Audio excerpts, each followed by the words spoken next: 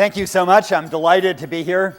I'm originally from the Pacific Northwest, as you may know, from the, I hesitate to say this, but from the greatest state of all, Oregon. So I share this bond with anybody from the Pacific Northwest, and I do consider that you guys are kind of on the periphery of heaven, but just a little bit north of pure God's country itself. And I'm also just an incredible admirer of what Seattle BioMed is doing. I went by today, and how many of you had the chance to actually be inside Seattle BioMed? Isn't it? Oh, wow, okay. Did you see these 50,000 mosquitoes being bred weekly? That was the most amazing thing.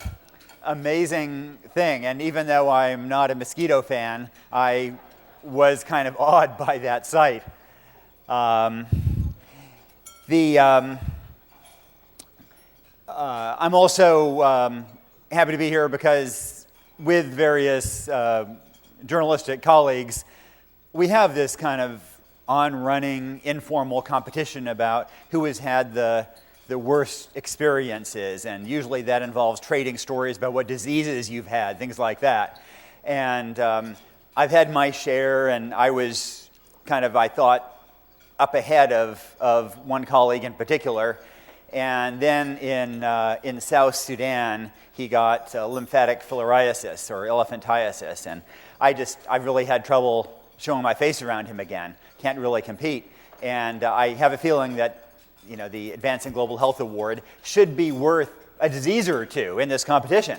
It should be worth a case of leprosy or something. So I think that I now feel better about competing with him.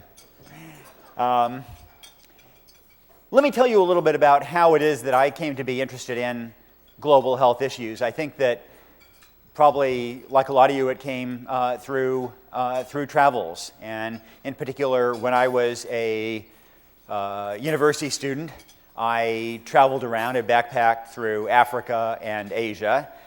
And the thing that really struck me the most, and that I will never forget, was especially in West Africa, seeing in every city, seeing these middle-aged people who had gone blind from trachoma, from river blindness, from cataracts in some cases, and they'd taken a child or a grandchild out of school and were being led around by that child, typically to beg. And you just saw this every place you went, this substantial portion of the population in some places that had gone blind. All these kids being pulled out of school to help them. And it just gnawed at me. And then later, of course, the more you report on these things, the more you see. Then to see the scourge of AIDS, for example, in southern Africa in particular, where every office is losing people, where clinics are losing doctors to AIDS, where there are funerals just happening all over. And then to really make global health seem alive to me, I got malaria for the first time. And that made these diseases that I had covered seem more real. I was covering the Congo Civil War, and a group of us flew into Kisangani in the central Congo to report on the humanitarian crisis that was building up there, and the plane crashed. So we thought, well, leaving, I thought I'm gonna drive out rather than try to fly out, and hired a vehicle and figured out a road that seemed to go all the way to Uganda. And as I was reporting along, it very quickly ran into a Tutsi warlord who was busy slaughtering Hutu. And his soldiers were very frank about what he was doing. And then those lower soldiers let us go. The warlord figured out that we'd been through, sent a truckload of soldiers chasing us, after us for the next week through the eastern Congo jungle. And in the course of that, I got falciparum malaria. And getting that malaria made it all that much more real. And of course, I have the resources, and the New York Times has the resources to get the best treatment, but so many others don't. Likewise, Alan mentioned that 1/3 of humanity latent carriers of tuberculosis. I'm one of those 1/3. Somewhere I interviewed somebody who had it and infected me, and it's latent. And again, I can get good treatment, but so many others can't. And so this kind of work, and also because these are diseases that the wealthy in general don't get, so there traditionally is much, much less research into them. And so, for example, there haven't been good diagnostic tests for TB, for example. And so it has been so important that folks like those right here at Seattle BioMed do put resources into these, even those big three of AIDS, TB, and malaria, tend to be neglected in a global sense. And then beyond that, you get these neglected tropical diseases. So why are these neglected? Why don't these get more resources and more attention? I think there are a few reasons that help account for that, a few misconceptions that people have. And let me raise them and try to push back at them a little bit. I think one is that there's a sense that these are remote, they're happening a long way away, and that at the end of the day, we should worry about our problems first. We have real problems in this country, let's solve these before we worry about everybody else's problem. I think that's been one kind of psychological constraint. I think another has been a sense of just weariness with global poverty and development, a sense that there, for years and for decades, we've been pouring money at these things and these problems still exist, and it's just hopeless. And I think that's been another misconception and another constraint. And I think a third has been that, and maybe it's only implicit, but I think there has been at least implicit some sense that in the developing world, life is cheap, and that people are perhaps used to death, and that it's not as much of a tragedy as if it were our children. Now, let me try to push back at those in order. The first notion that that these are remote, distant problems and they're tragedies, but we should solve our own problems first. In the case of international security, which I also do a lot of reporting of in Afghanistan and Pakistan and so on, Yemen, we're very aware that what happens abroad in a globalized world is going to affect us right here at home. We saw that with 9/11.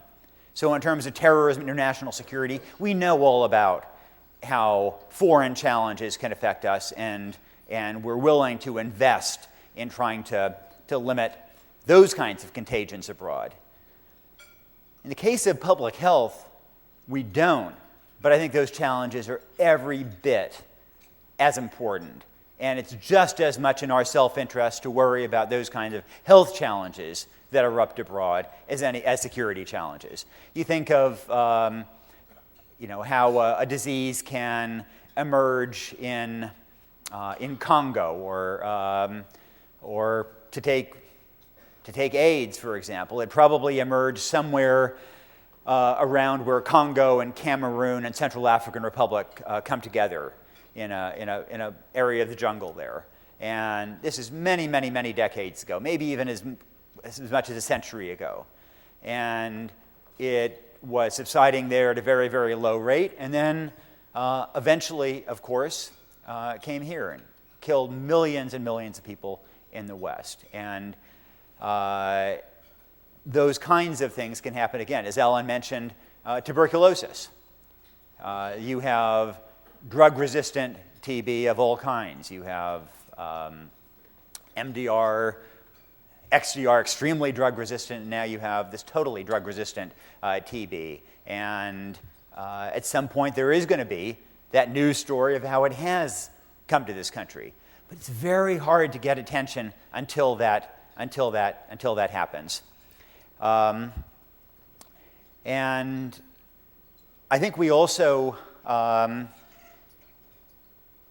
we can also see cases where we did address global challenges and it proved to be tremendously in our advantage, where it was in our self-interest. And I think the eradication of smallpox is a great example of that. The U.S. invested a fairly modest sum of money that resulted in the eradication of smallpox, so that now we don't need to vaccinate people against smallpox. And the return on that investment for eradication is bringing something like a 30% economic return year after year after year through infinity, because we were able to eradicate it. Now, polio is on the verge of eradication. At some point before long, meningitis may get there as well. We may have, and I think we're making tremendous strides as well against AIDS, and maybe a little further down the line against malaria and TB as well. The second challenge, the second constraint that we have, the sense that it's kind of hopeless, this weariness with global poverty, with the world, I think is another big problem, the sense of hopelessness. And I think that there are a lot of very well-meaning people who would like to engage in these issues, but also think that it's just been kind of ineffective. And decade after decade, we've tried these things, they just haven't worked. And I think that, frankly, we in the news business, and maybe the humanitarian community, are partly to blame for this, because I think we focused so much on the challenges that lie in front of us that we haven't adequately emphasized how much progress there has been. And truly, the progress in global health has just been astounding, just truly amazing.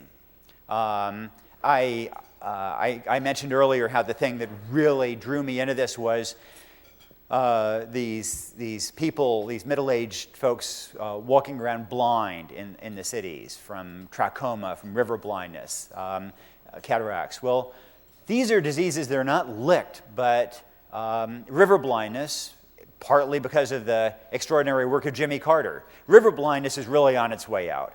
There are vast tracts of land that farmers can now cultivate because river blindness is no longer endemic in those areas. People are no longer, there's still people who went blind decades ago from river blindness. It's much, much less common for it to happen now. Likewise, trachoma is now easily prevented early on through better hygiene, through antibiotics, and when people do, or when they are going blind from trachoma, there's a very simple, cheap surgery that can prevent them actually from losing their sight from it. Cataracts, likewise, $35 surgery to prevent that blindness. And so you travel around these places, you see this kind of extraordinary progress. I mentioned AIDS, how it used to be so dispiriting to travel through southern Africa and see funeral after funeral, clinic after clinic that was losing doctors. On my a year ago, I went through southern Africa, and I was reporting on the progress. But it's hard to write engagingly about how there aren't funerals and how there aren't doctors dying. And so I was trying to think, how do I make this real? And so I went into the markets and talked to the coffin makers. And the coffin makers who are in the street market, they put planks together. They were all complaining about how business has been just terrible the last half dozen years. And I mean, they did it with some humor. They recognize that it's wonderful for the country that people aren't dying the way they used to. But there is an incredible recession in the coffin-making industry in southern Africa. And that's a tribute to real progress. if you look at child mortality, which is a great index of, again, of kind of social progress, if you will, and progress on global health in particular, then in 1960, there were 20 million children who died each year before the age of 5. 20 million. If you adjust that for what that mortality rate would be for today's population, it'd be about 58 million kids a year dying at today's population rates. 58 million kids a year dying before the age of 5. In fact, that has dropped steadily, and now it's down to about 8 million or a little bit less. In other words, 50 million lives a year saved through this range of interventions, and it's vaccines, it's better health care of all kinds, it's better sanitation, cleaner water, wells, better education for parents who can better care for their kids. It's a million different things, but it really is progress. I think we sometimes have the misperception that we're reaching for some kind of magic bullet that is going to solve everything. And in fact, I think a better metaphor is not a silver bullet, but silver buckshot, where there are just a zillion little interventions. You sort of think of a public health intervention. The way we addressed driver safety in America was, since 1960, we've reduced the fatality rate per 100 million miles driven in this country by more than 80%.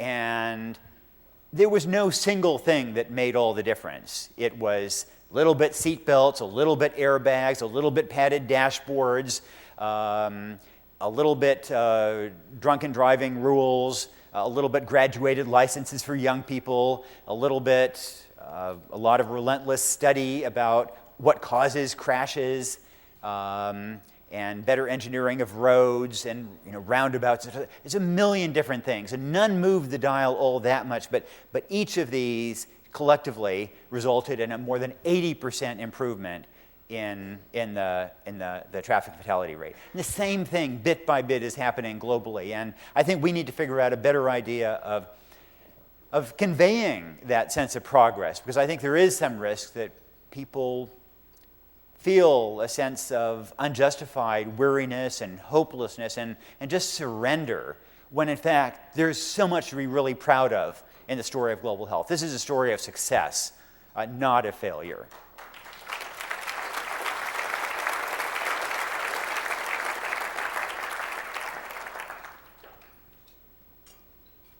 And then I think that a third way in which we psych ourselves out or don't want to get engaged is, at least implicitly, there's some notion that the kids dying of these various diseases, they're not like my kids or your kids, but that abroad that life is cheap in some form. And that is why we discount the interventions that would save those lives. And I remember what disabused me of that notion was a trip I was on in Cambodia, and I was reporting in a rural area of Cambodia. This is many, many years ago, and two things in particular that I will never forget. One was, this was an area where malaria was endemic, and it was one family where the mother had just died of malaria, and the grandmother was taking care of the children, and she had 4 small kids, and she had one bed net to protect the kids from the malarial mosquitoes at night when they bite. And that bed net could accommodate 3 of the kids. And she was telling me how every night she puts those kids to bed and has to figure out which kid she leaves out. And this, a bed net costs about $5. and this for a grandmother who just lost her own daughter and is trying to keep these kids alive. And her heartache at telling me about how she has to decide which child she leaves out of that bed net, that just broke my heart. And the next morning, as I was still, that was in my mind, I was walking through the jungle to a village, and my translator and I heard this just unearthly screaming. We didn't know what it was, if it was some wild animal or some natural sound from the woods. We didn't know what it was, but it was very eerie. But we sort of nervously approached, and it was a man called Yakyorn, whose 10-year-old son had just died of malaria. And he, when the boy had become very sick, he had carried the boy to a quasi-clinic where there was some kind of practitioner who wasn't a real doctor, didn't really know what he was doing, provided some traditional medicines, and Yakyorn had used all of the family savings, which had been intended to send some of the kids to school. Instead, he had used those to get medicine, quote unquote, for the boy to try to keep him alive. And it hadn't worked. And he was just crying over his son's body in that clearing. And you could not have been there and ever had that illusion that grief isn't every bit as intense in a village in Cambodia or anywhere else when a parent loses a child. That is just a true universal. And conversely, as I've done my reporting over time, I've wondered if maybe, it's not that people in the developing world get numbed from high mortality to those kinds of losses, but rather we, because we are insulated from this by distance and everything else. And I've got to say that the generosity of people who have nothing just stuns me. During the Darfur genocide, it just would blow me away the way Chadian farmers who had truly nothing of their own would take in Darfuri refugees and share their nothing with them, share their a little bit of food or kill a camel for them to keep them alive. But that is something, again, I've seen over and over.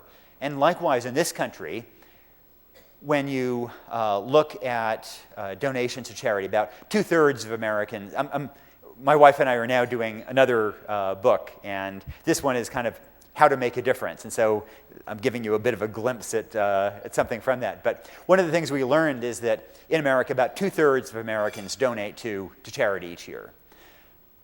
But at a percentage basis, people in the bottom quintile are actually somewhat more generous than those in the top quintile.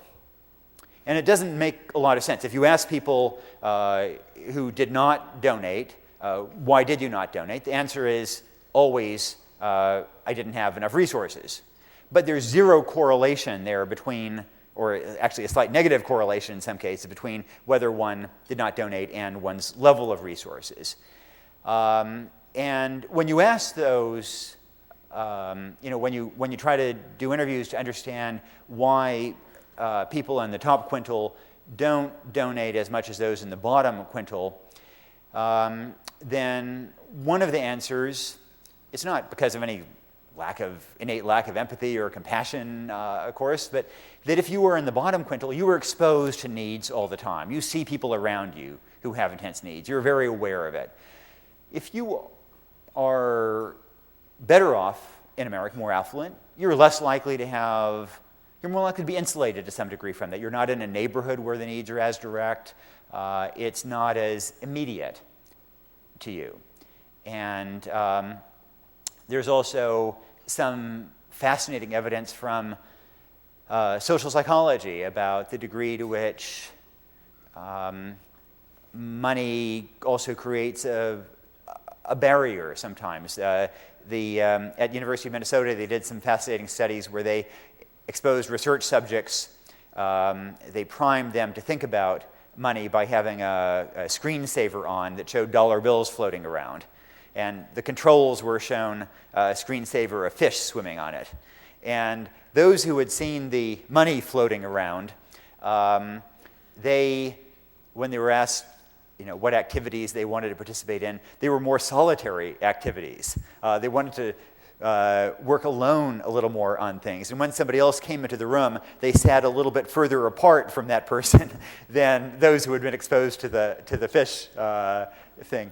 And I think there's some, I wonder if that isn't sort of related to this disparate relationship in the way affluence interacts with our donation patterns. And given that, then, I think there are a couple of things that those of us who care about these issues need to think about and need to do better. And one of them is the storytelling, is the communication, to break through those barriers. And I've got to say that given the crisis in the news industry, I think I don't think the news industry is going to do. I don't think you're going to be able to count on us to do that.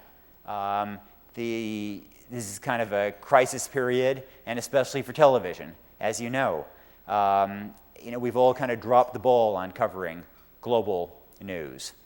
One of the things that I found most dispiriting of all, I think, was that Gates Foundation gave ABC News a grant to cover global health and global nutrition. And they produced great stories that won awards, and everybody thought this is brilliant journalism, it's getting the word out about global health. And then after a year of this, ABC News did not renew the grant. They thought that, sure, this is great journalism, and this is important, but when those segments come on, that's when people are going to the bathroom, or that's when they're going to the kitchen, and that viewers aren't interested. And likewise, I see that when I write about global health and nutrition, that my readership falls compared to when I write about something on the political agenda. And the truth is that if you're an executive producer of a TV show, you can send reporters off to cover AIDS or malaria or TB or other neglected tropical diseases, and your readership and your viewers will fall. Or you can put a Democrat and a Republican in a studio together and have them yell at each other, and your audience will go up. And that is kind of the challenge we have to face. And I think in that situation, we have to figure out how to do a better job of telling stories. And part of it is conveying that sense of hope. But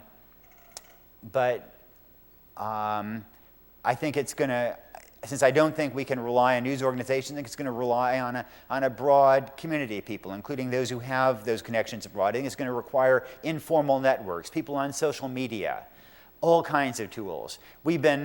To me, this became very real when I was writing about Darfur, and it was so frustrating that I would go off and write these columns about people being slaughtered, and it just felt like these columns were just disappearing without a trace. And then right around that same time, I don't know if any of you were living in New York then, but do you remember there were a couple of red-tailed hawks living in Central Park? Pale Male, and I forget what Pale Male's spouse was. But this was so frustrating because Pale Male was this red-tailed. He was living in an apartment building right on the edge of Central Park, and the apartment owner, they thought that they were leaving bird droppings all over, and so they dismantled their nest. And New Yorkers were all up in arms about these two homeless hawks. And I thought, how is it that I can't generate the same outrage over hundreds of thousands of people being slaughtered as people feel over two homeless hawks? And that there is some real failure there. And so that led me to the work of some researchers who kind of look at what builds empathy, what connects us.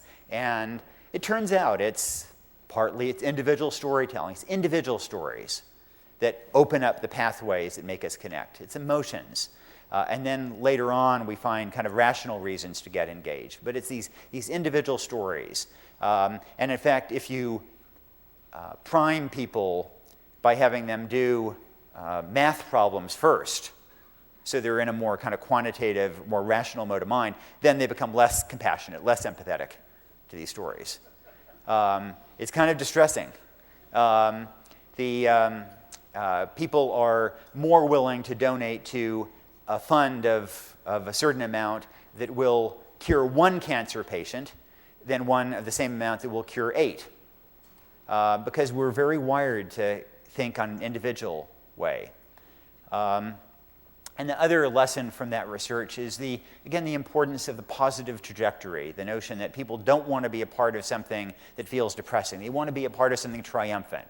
And that is, I think, one reason why we have to really get the message out that global health is a story of success and triumph that people should be a part of, and not one of failure and surrender and endless hopelessness.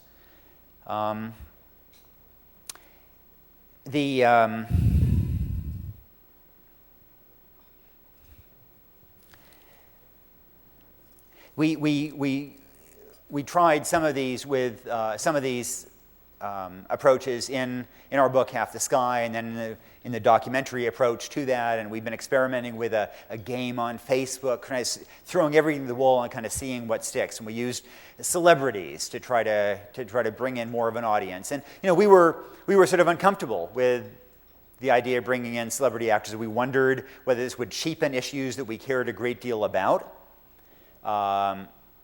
We wondered a little bit what would happen if one of the actresses was arrested for shoplifting in Nairobi or something. But in the end, it worked. I mean, it brought in a lot of people who wouldn't otherwise have watched. And if anybody doubts the power of celebrity, last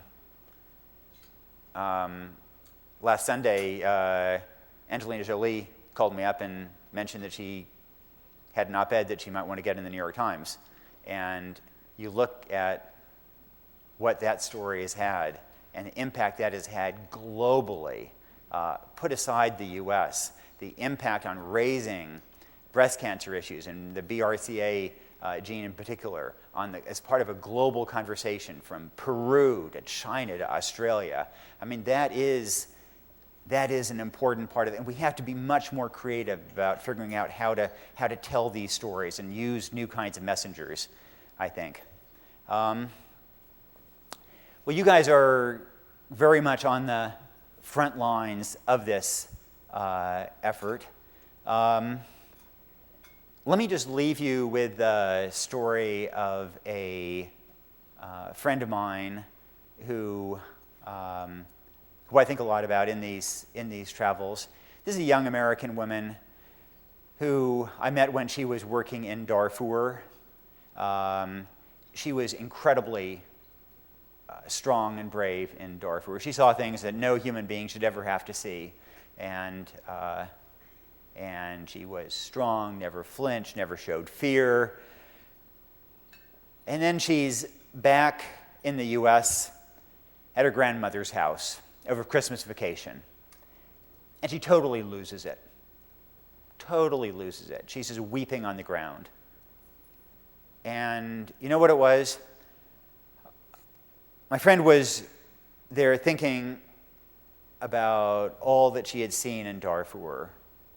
And then her eyes fell upon this bird feeder that her grandmother had set up there in the backyard. And she thought about how incredibly lucky she was to have grown up in a country where we take security for granted, where militias aren't going to rampage through and massacre us on the basis of the color of our skin or the tribe we belong to. She thought about how incredibly fortunate we are that we basically have enough food and clothing and housing, even in an economic downturn, and enough extra to help wild birds go through the winter. That was her thought process. And she thought about the responsibility that comes with that. And I'm sure those of you who have traveled and seen these things have felt sort of the same way, the sense that, that we have won the lottery of life. We were born just in the right time, in the right place, and that everything else flows from that. And when you do win the lottery of life, I think that there is some sense of a responsibility to discharge as well. And I would like to salute Seattle BioMed. You are doing an extraordinary job of discharging that responsibility. Congratulations, and thank you very much.